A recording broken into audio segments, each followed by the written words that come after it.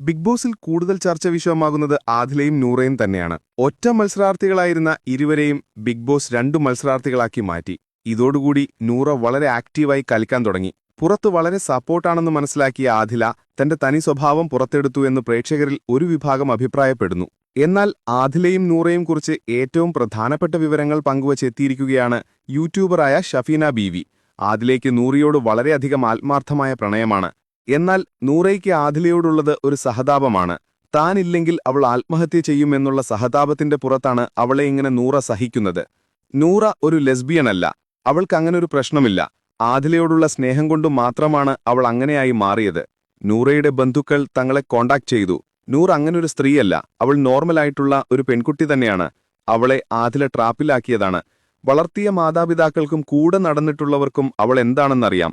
അവരുടെ സിംറ്റംസിലൂടെ അവർ എന്താണെന്ന് മനസ്സിലാക്കാൻ കഴിയും. അവൾക്കങ്ങനൊരു പ്രശ്നമുണ്ടെങ്കിൽ അത് അംഗീകരിക്കാനുള്ള മനസ്സും നൂറയുടെ കുടുംബത്തിനുണ്ട്. പക്ഷേ അവൾ പക്ക ട്രാപ്പിലാണെന്ന് മനസ്സിലാക്കി തന്നെയാണ് കുടുംബം ഇതിനെ എതിർക്കുന്നത് എന്നും ഷഫീന ബീവി വ്യക്തമാക്കി. കഴിഞ്ഞ ദിവസം നൂറയും ആദിലയും തമ്മിലുണ്ടായ തർക്കത്തെപ്പറ്റി ഷഫീന ബീവി തുറന്ന് സംസാരിച്ചു. ആദിലയുടെ എടുത്തടിച്ചുള്ള സംസാരവും അരഗ്യൻസും കണ്ടാൽ നമ്മൾക്ക് മനസ്സിലാകും അവളുടെ യഥാർത്ഥ സ്വഭാവം. നൂറ അവൾക്ക് വേണമെന്നുള്ളതുകൊണ്ട് മാത്രമാണ് നൂറ സേവ് ആളുന്നത്. ഭാവിയിൽ എന്തെങ്കിലും പ്രശ്നം വന്നുകഴിഞ്ഞാൽ നൂറയുടെ ജീവൻ തന്നെ അപകടത്തിലാണ്. തനിക്ക് നൂറയെ കിട്ടിയില്ലെങ്കിൽ നൂറയെ കൊല്ലാനും ആദില മടിക്കില്ല. ബിഗ് ബോസ് ഹൌസിൽ അനീഷിനെ ആദിലം ഉപദ്രവിക്കുന്നത് എല്ലാവരും കണ്ടതാണ്. അനീഷ് നൂറയെ വളരെയധികം ടാർഗറ്റ് ചെയ്യുന്നുണ്ട്. അതാണ് ആദിലയെ ചൊടിപ്പിക്കുന്നത്. നൂറയ്ക്കു വേണ്ടി ഏതറ്റം വരെയും ആദില പോകും. നൂറയുടെ ജീവനു വരെ ആപത്താണ്. അവർ സേഫ് അല്ല. ഇവരെ സപ്പോർട്ട് ചെയ്യുന്നവർ അത് മനസ്സിലാക്കുന്നില്ല. 2 കൈയും നീട്ടി സ്വീകരിക്കാൻ കുടുംബം തയ്യാറാണ്. നൂറയുടെ ഉമ്മയെപ്പറ്റി ഇല്ലാത്ത കഥകളെല്ലാം പറയിപ്പിച്ചത് ആദിലയാണ്. കാരണം നൂറയുടെ വീട്ടുകാരെ അകറ്റി നിർത്തേണ്ടത് ആദിലയുടെ ആവശ്യമാണ്. അവരെ ചേർത്ത് നിർത്തിയാൽ നൂറയെ തനിക്ക് നഷ്ടമാകുമെന്ന് ആദിലയ്ക്ക് നന്നായി അറിയാം. അവൾക്ക് തിരിച്ചറിവ് കിട്ടിക്കഴിഞ്ഞാൽ അവൾ തിരിച്ചിറങ്ങും. ഈ ജീവിതത്തിൽ നിന്നും കാരണം ആദിലയുടെ സ്വഭാവം ഏറെക്കുറെ നൂറയ്ക്കിപ്പോൾ മനസ്സിലായിട്ടുണ്ട്. ഇവർ തമ്മിൽ നല്ല പ്രശ്നങ്ങളുണ്ട്. പക്ഷേ ഇവർ പുറത്ത് കാണിക്കുന്നില്ല എന്നേ ഉള്ളൂ.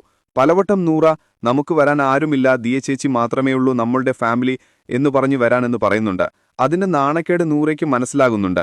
കാരണം ഫാമിലിയായി സോഷ്യലായി ജീവിക്കാനാണ് അവൾ ആഗ്രഹിക്കുന്നത്. ആദിലേക്ക് ഇതിലെ ഉദ്ദേശം സുന്ദരിയായ ഒരു പെണ്ണിനെ തന്റെ ലൈംഗിക ആവശ്യങ്ങൾ നിറവേറ്റാനായി വേണം. അതിനുവേണ്ടിയാണ് നൂറയെ തട്ടിക്കൊണ്ടുവന്നിരിക്കുന്നത്. ഇത് തട്ടിക്കൊണ്ടുപോകൽ തന്നെയാണ്. ആദിലേക്ക് മാത്രമാണ് ഈ ഭ്രാന്തുള്ളത്. നൂറ തികച്ചും നോർമലാണ്. നൂറയ്ക്ക് തിരിച്ച് ആദിലയോടൊപ്പം എന്തെങ്കിലും പറയാൻ പോലുമുള്ള വോയിസ് ഇല്ല. ഭയമാണ് ആ കുട്ടിക്ക്. അതിവരുടെ സംസാരത്തിൽ നിന്ന് തന്നെ മനസ്സിലാകും. ഈ ബന്ധം തുടർന്നുപോയാൽ ഒരാളുടെ കൈകൊണ്ട് ഒരാൾ മരിക്കും. നൂറയെ നഷ്ടപ്പെട്ടാൽ ആദില നൂറയെ കൊല്ലും. അല്ലെങ്കിൽ സെൽഫ് ഡിഫൻസിന് വേണ്ടിയിട്ട് ആദിലയെ നൂറയ്ക്ക് കൊല്ലേണ്ടി വരും. ഇനി ബിഗ് ബോസിൽ നിന്നും ഇവർ ഇറങ്ങാൻ പോകുന്നത് അത്യാവശ്യം ഫിനാൻഷ്യൽ സെക്യൂരിറ്റിയും ഫെയിമുമായിട്ടാണ്. ഇനി അങ്ങനെ വരുമ്പോഴേക്കും ഏറ്റവും കൂടുതൽ ഇങ്ങനെയുള്ള പ്രശ്നങ്ങൾ വരാൻ പോകുന്നതെന്നും ഷഫീന ബീവി പറഞ്ഞു.